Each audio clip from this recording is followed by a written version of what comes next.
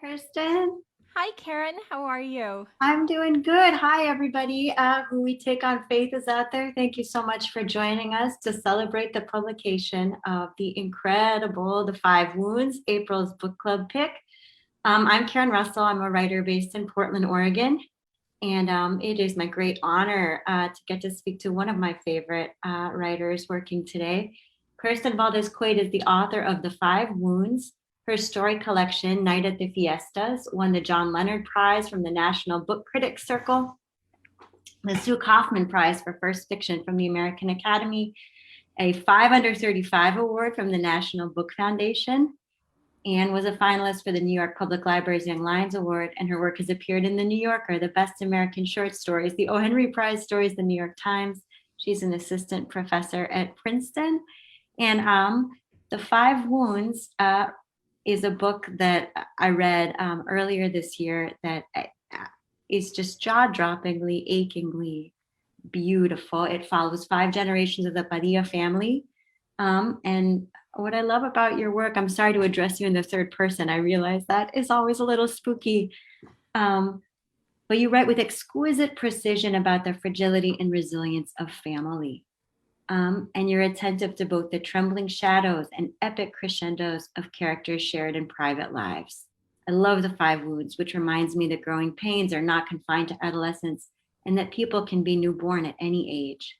Even in its most excruciating moments, we feel this luminous, pitiless compassion. And I have to say, I don't really cry tears. There's I don't know, some wires are not connected for power. I feel moved often reading, but I don't usually cry. And this is the rare book where I had to put it down multiple times. I mean, I just had so many kind of visceral responses, and I think it had so much to do with this really vast compassion that is never sentimental. Yeah, not to embarrass you in real time in front of who knows how many people are out there in the ethernet. I'm going to see if I can make our two faces closer together and bigger. There. All right. Now, sorry. Felt like I was calling to you across a canyon, but now you're right next to me on my screen.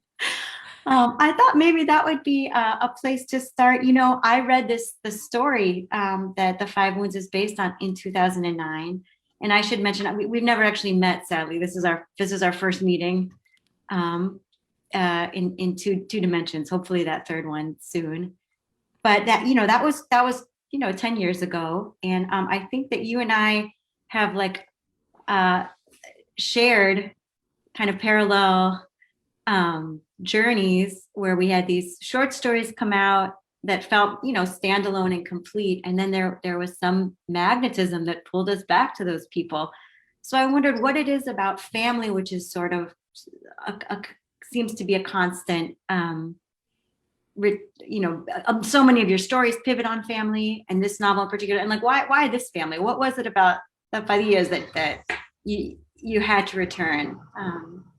Well, first of all, Karen, thank you so much for those incredibly generous words. I mean, it just means so much to me, coming from you, whose work I have long admired. So thank you. And I really am grateful to Barnes & Noble for selecting The Five Wounds as the April book club pick.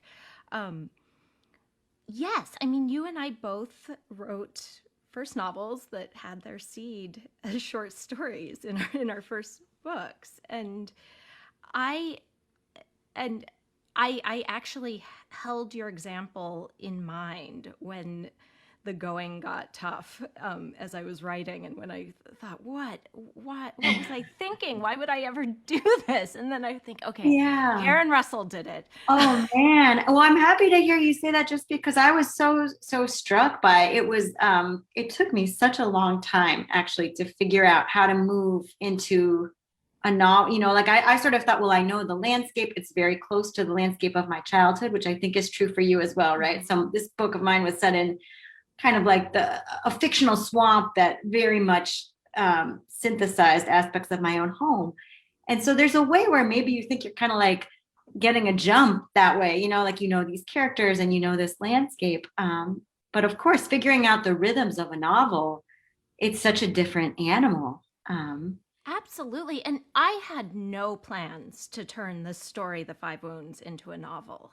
The story was published in 2009. I moved on. I was working on other stories. And um, my editor, who was not at that point my editor, emailed me about a year after the story was published and said, have you ever considered turning The Five Wounds into a novel? And I wrote back very politely saying, absolutely not. And I'm working on other stories, and I continued to work on stories. And then I realized that I had these these beginnings of story drafts, sort of these half-formed things, and I was looking at them and I knew there was some similarity among them, and I was just trying to figure out what I was doing and which I should toss. And it occurred to me, like out of like a flash, that it was the exact same constellation of characters. Mhm. It was a mother and her adult son and their sort of codependent relationship, and then his estranged daughter. And I I thought back to that email and I thought, oh my God, maybe I am actually writing a novel. And so the summer was coming up. I wasn't teaching that summer, and I thought, okay, I'm going to give it a shot. And it's I hadn't I mean, clearly these characters still had a hold on me, and I somehow didn't notice it Mhm. for 2 years. So That's so interesting. I do often find like sometimes writers are I feel like I'm the last to know, even inside, so what actually wants to be born. And that is amazing to me that it was that same constellation that kept presenting itself to you to sort of abs- um something wanted to live and have a longer life on the page. yeah, and I knew most of my fiction is set in New Mexico, and deals with sort of the history of the place, and communities there, and absolutely family. But I thought I was writing different stories, at least. But Right. I think one of the challenging things about um, turning this story into a novel, or rather using it as a starting point, is that by the time I started on the novel, it was, the story had appeared in print. It was part of my short story manuscript. And it had this sort of permanence to it. Right. And it felt like it was its own permanent, solid thing. And then to have that at the beginning of this draft that was growing and changing and morphing, every few days, it was tricky. And it wasn't until I gave myself permission to just break the story apart, Right. um, that I could actually make it work. Right. I find that even in revising like Setalone's, I think the paint can kind of dry for you too, right? And it sort of feels like there's so much iteration involved in making something that it does have this, hopefully, right, this finality. And yeah, well, I want to ask, I have so many questions I want to ask about these people. Maybe for those who haven't had a chance to read the book yet, or those who just want to experience it in your voice, you could read a little bit to us to kind of give us Sure. the flavor of the five wounds. And I should mention to people watching, if you want to put some questions in the chat, I promise I won't be a ball hog. I will ask your questions too. um, So the novel centers on this relationship between Amadeo, who's he's an alcoholic, he's unemployed, he mooches off of his mother, and his teenage daughter Angel. And so Amadeo has big plans for his life. He's determined to get his life back in order, and then his daughter shows up on his doorstep, pregnant, and announces that she's moving in. So the novel really centers on this father-daughter relationship. So I'll read just a brief section from Angel's point of view, and this takes place at Smart Starts, which is the teen parent program that Angel is enrolled in with other girls, pregnant girls her age. Angel pinches the underside of her chin as she thinks. It's journaling time, and Brianna has told them to make a list of things they each need to make their own and their babies' lives better. The first few are easy. 1, GED or high school diploma and college degree. 2, a support system. 3, a car. 4, a driver's license. 5, a job. Here Angel is stumped. If she got a job, who would take care of the baby? So she adds 6, free babysitter, a good one. But there is no such thing, not really, not unless your mom or grandma doesn't work. Even Angel knows that. Briefly, she considers her father, then dismisses the thought. Across the room, Christy and Trinity are whispering. They are best friends and knew each other from before Smart Starts. We got pregnant like the same month, they're always telling people, which is either a crazy fluke or an organizational feat. Both possibilities depress Angel. Who'd like to share, asks Brianna. Today she wears her clunky sandals and a shapeless maroon sweater dress that is too heavy for outside. Jen raises her hand, tucking her silky, mousy hair behind her large white ear, preparing herself for the stage. An education, she says. She smiles, anticipating Brianna's praise. Right, drawls Lizette. Education, I forgot that one. Angel grins and tries to telegraph her approval to Lizette, but Lizette's beautiful green eyes are half closed like a lizard's. On her left hand, Jen wears a promise ring with a dinky little amethyst. It's my birthstone, she said, as if none of the rest of them were born in months with birthstones.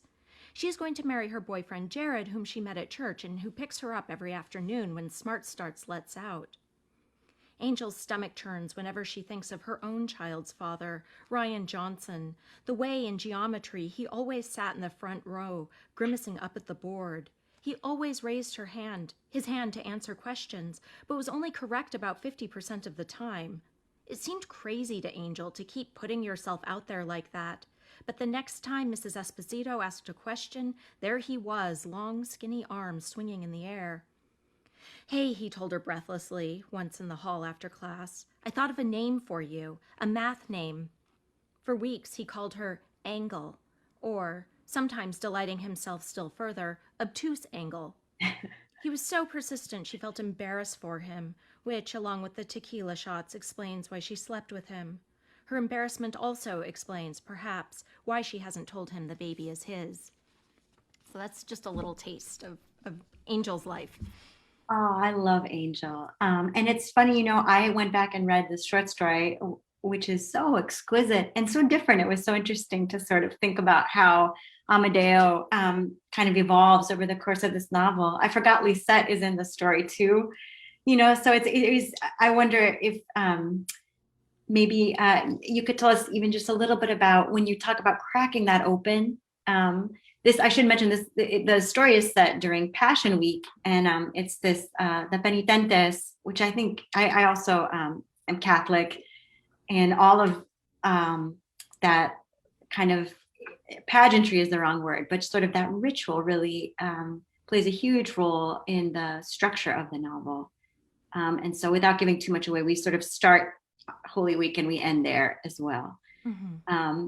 One of the things that I found most challenging about moving from kind of the compact world of a short story to something longer was, the short story that I wrote was a first person narrator. And so it was a really tight focus. And I was really only taking on one consciousness, which felt like plenty at that time.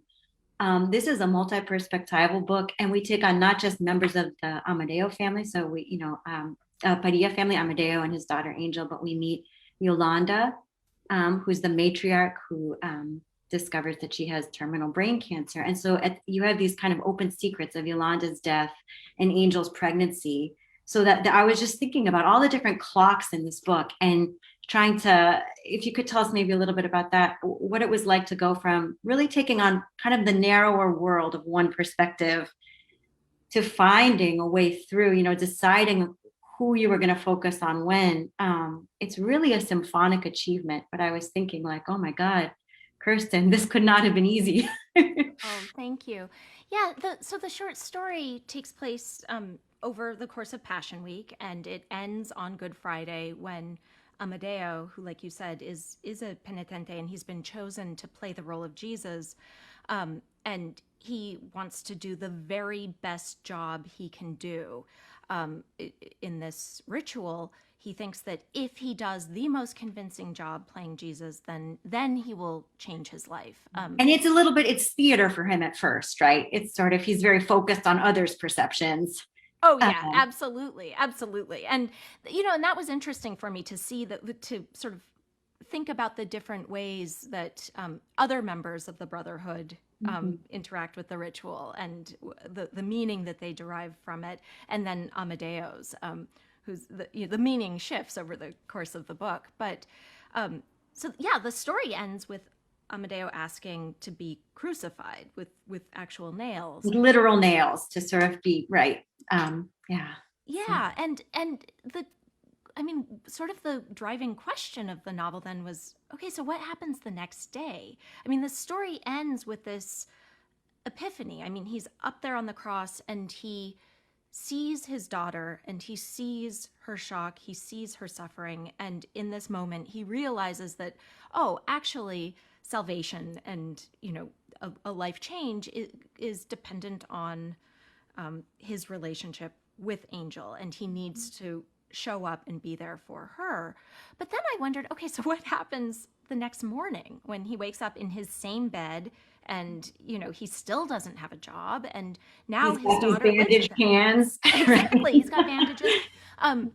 And so, and I thought, is that one epiphany enough for Amadeo? And I sort of suspected that it wasn't going to be enough for him. But when I thought about, the next day, just asking that question, suddenly all these other perspectives flooded in. I wanted to know more about Angel. I wanted to know what she thought of her father's making this choice. Right. And, what brought her to his doorstep in the first place. I thought about his mother and yeah, so all of these other perspectives started clamoring for attention. And it was, that was the pleasure of the novel, is actually getting to embody these other characters and to find out what they thought. I didn't know at first. And like you said, they all have, each character has secrets and needs and, their own motivations driving them. Amadeo's need is just one thread. I loved that. It's funny. I was thinking about the relationship between sort of the landscape, which is never static or mere backdrop in your work. It's always so alive, and it's always interacting with character, human and non-human nature. I feel like that's such a pleasure to me, of how you pay kind of this equally precise attention to like a family of quails coming over the ridge, or like the, the dry air, like the change of seasons, and also these like very turbulent emotional weathers rolling through the characters. And I felt like, oh, this family is an ecosystem too, and there are real resource bottlenecks here. Attention is in finite supply. Angel, we're meeting her at this moment where she's on the threshold to becoming a mother, but she actually has like a pretty extensive CV of caretaking at this point in her life, as young as she is, right? She has in fact been mothering for some time. And, this book has gotten gorgeous reviews. And I loved this line from Book Page. Quade's characters are experts at pushing love away, especially when intimate connection is most necessary. I was thinking about that for each of these people. What is it you think? The answer will be unique to each of them, but we see it with Amadeo, we see it with Angel and her mother, with whom she has kind of a difficult relationship. She's left her mother to come live with her father and grandmother at the beginning of this novel. They all seem to be starving for love, and yet it seems also difficult for them to metabolize love. And as you say, we start with this epiphany where we see this father discovering, oh, I matter to my daughter. She needs me and I matter to her. And then it isn't a stable epiphany. He sinks away from it. He recoils from it. What is it that makes it so difficult? Maybe not just for these people, I guess, but people generally, to really receive the love that they're so hungry for. That's such a, that's one Like of the biggest questions question of life, isn't it? Yeah, I think one of the reasons I'm so fascinated by family, it's it's an obsession. Every single one of my stories comes back to family. And I think part of it is that we, our family members know us so well and know us in a very particular way. And they have access to these histories and to the selves that we were, when we were 3 and 6 and, and 10. And the wounds that family members inflict on each other are so sharp. So sharp. Yeah, My I was thinking about sister's- power in the family, right? Like the power to hurt one another is where a lot of power is derived from in this and all families, right? And it doesn't have to be something that's overtly cruel. I mean, my sister can say something to me that, just stings, and any listener wouldn't. Oh yeah, I absolutely agree. If you saw the transcript, it would sing just sort of like, "How are you?" But it's in the intonation. It's like 100 years of pain, or Absolutely, yeah. I have to say, my sister, she's really sweet. She wouldn't try to hurt me, but then that's all. It's also family where often, because they are the keepers of this history, it's also where I think often we can derive healing. It's so so there is this kind of push-pull in families, the like needing to be loved but also pushing that love away, or needing to be loved but in a different way than the family members, and is on offer, right? Yeah. I felt that very strongly with Angel and her mother, where the love that is on tap might not be, what she has this fantasy, for example, that I found heartbreaking. One of the like dozens of moments where I wept in this book is when she's about to give birth and her mother is just not able to show up for her as she dreams, right? There's a part of her that cannot let that expectation go, that her mother will be a different kind of mother, right? And somehow, even though she seems sort of like precociously aware of how flawed her parents are and accepting of that and compassionate, I found that those moments, kind of the valences of those moments of sort of like a daughter apprehending her mother as a human being in the complexity of that and the mystery of that, and really still not the push-pull of like not really wanting to forgive someone, even when they're helpless against who they are, what they can do in that moment. I don't know. It's so beautifully honest about these little and the ways that we betray one another too. I think when you hear betrayal, you think of, there's sort of an affair in this book. I don't want to give too much away, but there's sort of like betrayal writ large, like, cinematic. This is what we think, like adultery or, theft. But then there are these little, like the relief you feel when you don't have to take care of someone. Mm-hmm. Or like that stinting you feel where your heart kind of hardens and you're like, no, actually, I'm going to recoil. I see what you're offering me and I don't want it. I don't know. And as much as,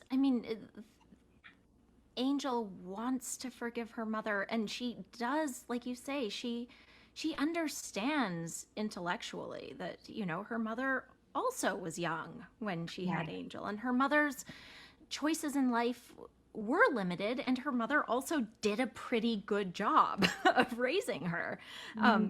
And she sees all of that, and at the same time, there's something missing there that she needs, and she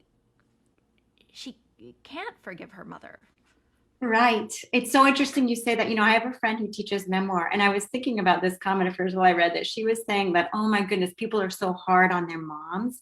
And, that one of the ways that we all like kind of respond to patriarchy or internalize sexism or these gendered norms is that it's like her mom has actually been single parenting. Like she's been a consistent, as good of a mother as she can be. And Amadeo he's a very flawed father, very young father, but also, he's kind of like her sibling in this house with Yolanda. He like doesn't do the dishes.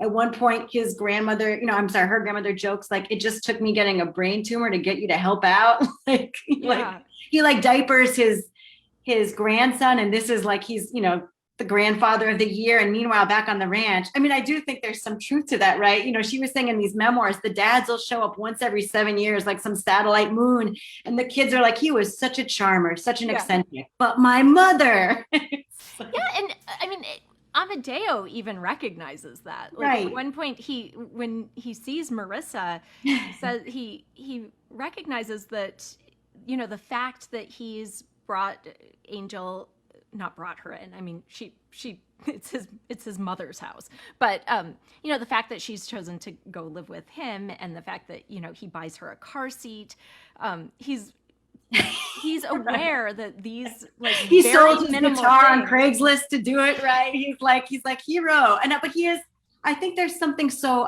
self-deprecating and self-orienting about that humor, right? And that's what gives me hope for that character, in fact, that he has that kind of, he can stand on the sandbar and see a little bit. Yeah, he knows that he's somehow like these minor wins are rivaling Marissa's like 15 years of thankless, incompetent single parenting. But yeah, I mean, he's such a flawed character. He's an alcoholic. He is self-pitying. He again mooches off of his mother, and expects praise and love and mothering from his own daughter. But I think you're right. I mean, the reason I root for him, I mean, the only reason I could spend time with him on the page is because he does want to do better. I mean, from the beginning, he's driven by this real desire to be a better person, to be a better father, to be a better son. And he tries a bunch of different things, and it takes him time to make his way to it. But throughout, that need to improve is there. I think otherwise that he'd be really hard to spend time with on the page. Yeah, one of the things I loved about this character. So at first, I bet in paraphrase, if you hear this is a man who chose to be literally nailed to the cross, that sounds like a standard deviation away from normal, right? Or you sort of wonder, well, what was it in this? What drove that? And then I was just thinking, he really wants someone to literally close that gap between expectation and reality. He wants someone to really like, he is so aware of himself as a disappointed expectation of his mother, of his wife, of his daughter. And I felt like maybe he's thinking something external can happen.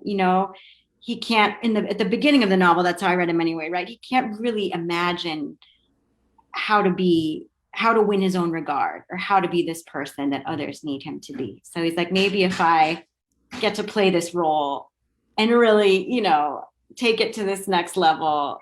And then there's this beautiful moment. Amadeo feels cheated by Passion Week, by the penitentes, by Jesus himself. The fact is, no one can be crucified every day. Not even Jesus could pull off that miracle. Jesus never had to face the long, dull aftermath of crucifixion, the daily business of shitting and tooth cleaning and waking reluctantly to a new day. Jesus never had to watch people return to their own concerns and forget what he did for them.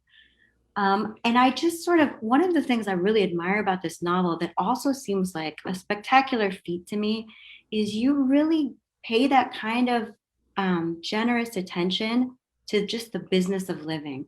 So there are these moments that I think, this is structured over the course of a year. There are huge moments. There's the birth of Connor. There's, the Passion Week itself. And there are kind of dramatic accusations, death. But then there's also in the movie version of this, right, in the montage, all those interstitials would be swept clear. But we have to be with Amadeo, kind of in the daily struggle of, living in his skin, living in the world. That's where the challenges are, right? I think, Mhm. to change is so hard. I think the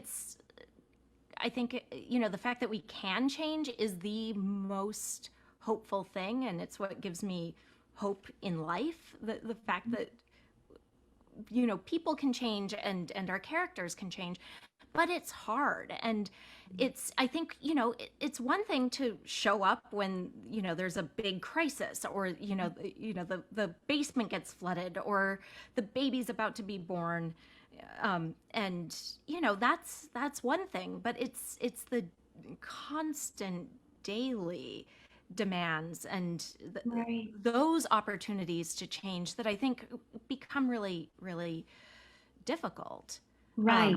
I love that just the drama of duration. I mean, there's all, with Angel on her kind of parallel journey, we see these moments of just euphoric connection with her baby. And then, then she's just irritable. I think it's sort of like, I love the way that you're rendering all of these states, right? It's not just like the extreme highs and lows. It's like, I am so irritable now. And I'm all, I'm crying for no reason. And, like, I'm sort of like invisibly stuck between caring for my dying grandmother and the baby, and still like the dishes need to be done. I mean, you mentioned wanting to be embodied in all of these perspectives.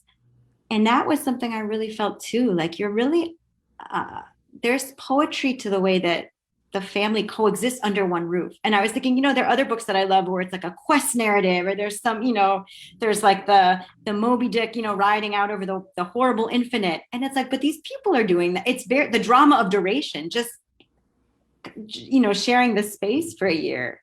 Yeah, I think that's where, those are some of the most difficult moments, I think, when it's just,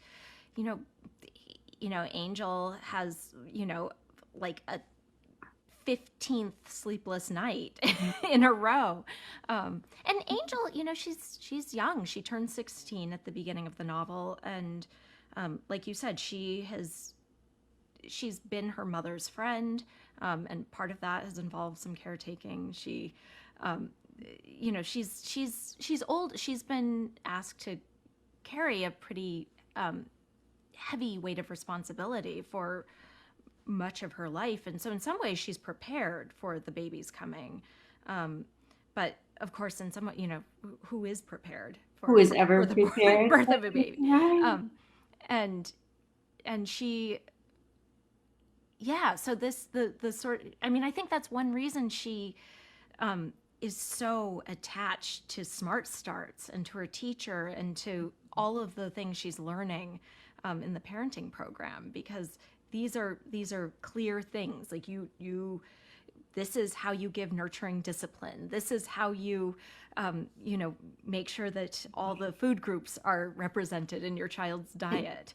Right. And so she clings to those things. And she has sort of like bullet points and gel pens and a schedule that, right. And I think there is something about this straightforward, like, absolutely overwhelming, but very clear and simple demands of a child, and things, you see how things get more complex for the Padilla family.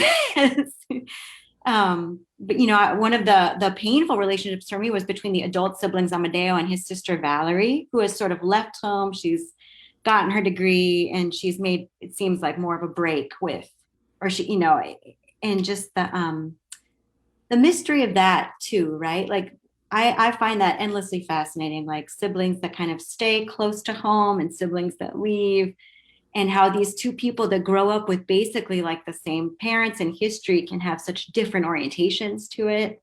Yeah, they're actually occupying, in the book, they're actually occupying different socioeconomic realms, they've attained very different levels of education.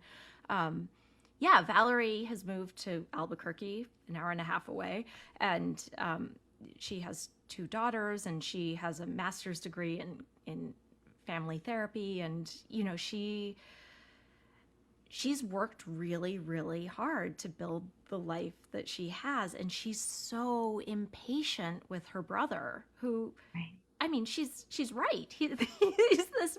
He's still living off of their mother, and Yolanda's constantly making apologies for him and excuses, and it drives her bonkers. And so there is that tension between them.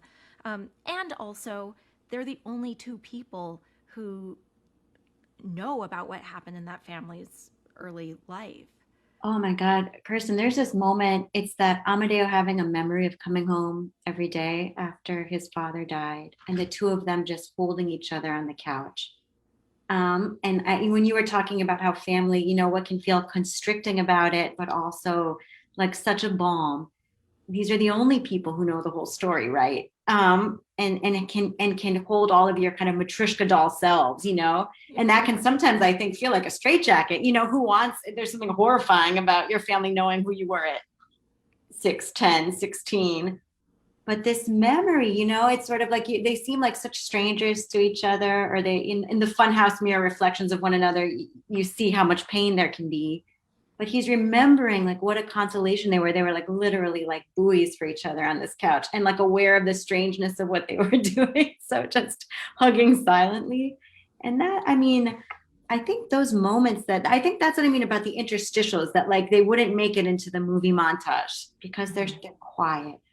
But that's actually what I think that's the heaven on earth that we can make for each other. And I was thinking about that too, like in a book where religion is a constant through line and faith, so many of the heavens and the hells are just in the living room, or just in the privacy of your own body. Yeah.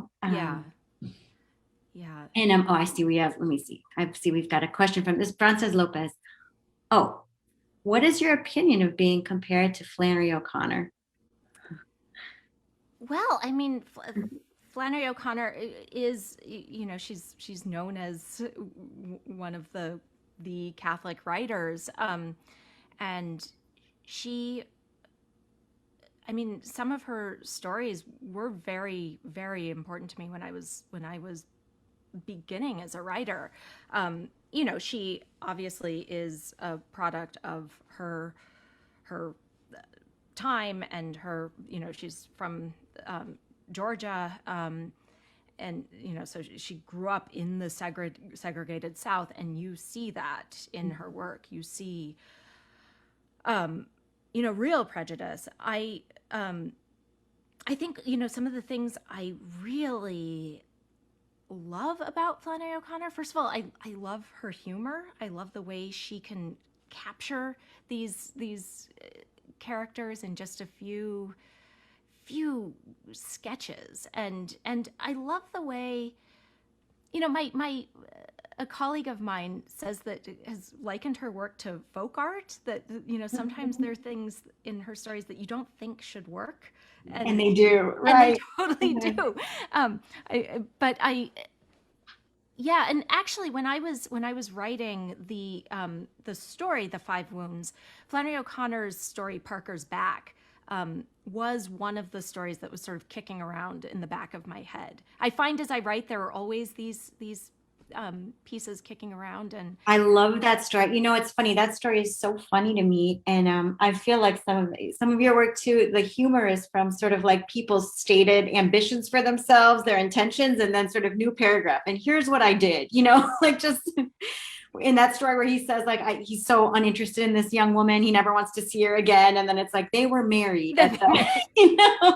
Well, and her depiction is, I mean, it's so funny, that woman he marries, and she, he I forget he tells her a joke or something, and she says ha, and it's just with a period, and there's so much in that one syllable. You see their marriage, you see how he's never going to be able to impress her. No, and in fact, in the way that Amadeo is like, once I nail my literal hands to this cross, then I'm going to arrive somewhere, or that should do the trick, right? And sort of his disappointment that he has to live in the aftermath of this spectacular gesture. That Parker's Back is a story where someone gets Jesus's face tattooed on his back, and it's just similarly deflated when he doesn't get the reaction. It's not sort of the stable epiphany he was hoping for, maybe. Yeah. And just that I think I'm also very moved by just the longing. I mean, so many of her characters have such a deep longing, and Parker longs for a connection with he doesn't even quite know what it is, with the infinite, with Right. Longing for transcendence. I was thinking, one of the moving parts of this story too. It's very earnest, this longing, but Yolanda has this desire that you see, she still feels like a girl. She loves to be held. She has this kiss that sort of resurrects her girlhood for her. And it's like, there are desires that like will outlast any chance of their fulfillment, and sort of feeling the heartbreak of that. It's not like there's something perverse and amazing about what it is to live in a body. Yeah, Yolanda, begins at the end of her life to take seriously so many of the desires that she has sort of put on hold as a when she's the caretaker. Right. Um, Right. looks like we have a couple more Let's see. questions. Oh, I would love to know this. Tell us, this is Gloria Walker. Tell us about a point in writing this novel where you were stuck. What did you do to push through? Well, one of the really hard things for me, we've talked about Amadeo and how he is such a flawed character. When I started the story, The Five Wounds, um, I was judging him. I judged him because he wasn't there for his daughter, and because he's has been filled with rage and acting out, and when I began writing that story, I wanted him to get his comeuppance. I thought, you behaved badly in life, and now in this story, I'm going to punish you. And that for me was a really hard obstacle to get over. And the problem is that you can't actually write from the point of view of a character if you're judging him. Mhm. And so I had to, draft after draft after draft, sort of pull my judgment out of myself and out of the equation, and really try to actually feel for him. And and it was only when I was able to actually be in his body and have real empathy for him and stop judging him, that I could write his character. So that was sort of, that wasn't, it's less of a craft challenge than an empathetic challenge. Yeah, I can absolutely relate to that, right? That there are these like empathetic blocks sometimes. Yeah. And it blocks the action because you're sort of in rewards and punishment frame. Well, and that's not the writer's job. My job is to be with the characters, to observe, and to let them be entirely human. And my job is not to judge them. So It looks like a few people have asked, what do the five wounds represent? So the five wounds, most literally, are refer to the five wounds that Christ suffered during the Passion. So there's the two nails, a nail in each hand, the nail through the feet, and the spear in the side. I thought when I was looking into this more, I had no idea that there was big, major, like theological arguments about whether there were 3 nails or 4 nails, like the actual number of nails, which that's just an aside that I found really interesting. But for the novel, those wounds really, to me, refer to just these deep wounds that we all carry. I mean, some of the wounds are passed down through history. I mean, the Padilla family, they're descendants of, Spanish colonizers, and that the Spanish presence in New Mexico and, throughout the southwestern United States and Latin America was incredibly brutal. And those deep, deep wounds are in the landscape. I mean, and so there's these historical wounds, and then wounds within families. I think wounds can be passed down. And so a real question for me was, how do we begin to heal from those? That's something about this book I was really struck by. And it's sort of, I've been talking about it. It is such an intimate family story, but obviously it's political, and it's sort of this past is still reverberating inside the community, inside the family. And I wondered about that sort of balance. There's one of my favorite moments. Yolanda meditates on this longer history of violence and conquest. Is that sometimes a challenge to kind of figure out how to get when to do the intimate and when to do the panoramic, or how to find ways to show how sort of that past is still rattling the furniture between characters inside a family?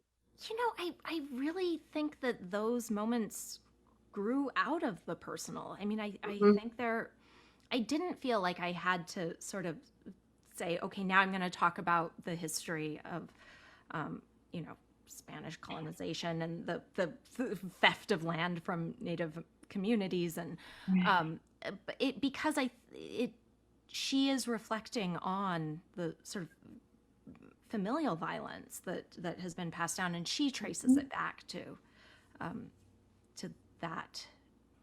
Yeah, none of it felt imposed, I should say, but I was just so struck by it. It felt very intentional also to, have that wider scope. So you understand Yes. this family is living out some of these dynamics that have been, that this is something that we're all, I think, feels so relevant in 2021 also, as we're kind of. That history still it feels very present, and not just in 2020, and that history, I felt it as a kid growing up. That this, I think in New Mexico there is this real sense that all of these wounds, the conquest, the reconquest, the Mhm. um, is still alive. Yeah. Um, Oh, it looks like some people are curious about. I mentioned Yolanda gets a terminally ill. She has like a brain tumor that's diagnosed, um, and she initially keeps this a secret. And there are many secrets in this novel. I think people are wondering why does she make that decision? How did you sort of understand that? Is it selfishness? Is it yeah. she protecting herself or protecting her family? I think it's a combination. At the beginning of the novel, Yolanda has just received the diagnosis, and she has every intention of announcing it at Easter dinner. That's her plan. And Amadeo gets drunk, and there's a big fight. And once again, Yolanda thinks to herself, once again, I have to take the back seat. My needs take the back Mhm. seat. And so she has some resentment that she doesn't get to have her moment where she discloses this really major and devastating piece of news. But I think she keeps it to herself for a few reasons. I mean, I think first of all, it's because she wants to hang on to this thing, this private thing, and to come to terms with it on her own. I think it becomes this, in a funny way, a sort of treasure that she holds on to, this knowledge that's just hers. It also, in she has this sense that in not telling her family that she's dying, that she's sort of pushing away the reality that she actually is. That once she tells them, then it will be real and it will be happening. She also knows that the minute she tells Amadeo and Angel that she's dying, I mean, Amadeo might start feeling sorry for himself that he's about to lose his mother, and I think she isn't ready for a long time to deal with that. That is so interesting to me because I did, at certain points she kind of hides booze from him. She you could say enables, I guess, insofar as she's letting her adult son kind of like live in her house and like kind of live out this extended adolescence a little bit. And I think that when we were talking about the drama of duration, that also was so present to me. At a certain point, he's saying, I'm coming as close as I ever have to being the person I want to be. Mm-hmm. And even in the language, there's this slide into self-deception there, like it's like clause to clause. You can feel how he's sort of like, I don't even want to drink, at least not that much. It's like it's a scary, you feel the undertow of this addiction. And addiction does, in the macro sense, that's a real present danger to this community as well. People have lost loved ones to, this opioid crisis. I wonder if you knew that was going to play a role in the novel, or if there was. I know it's never as straightforward as like you're making a statement about addiction, but I did sort of feel like um, the book is haunted by that possibility. Yeah, I did know that that was going to be one of the themes, and because you know, one family member's addiction affects everybody. Proliferates. There are Yeah. these Yeah. ripple effects, and there's nobody who isn't affected in that family by Amadeo's alcoholism, and he's aware of that, and it hurts him, and it's also an addiction. Right.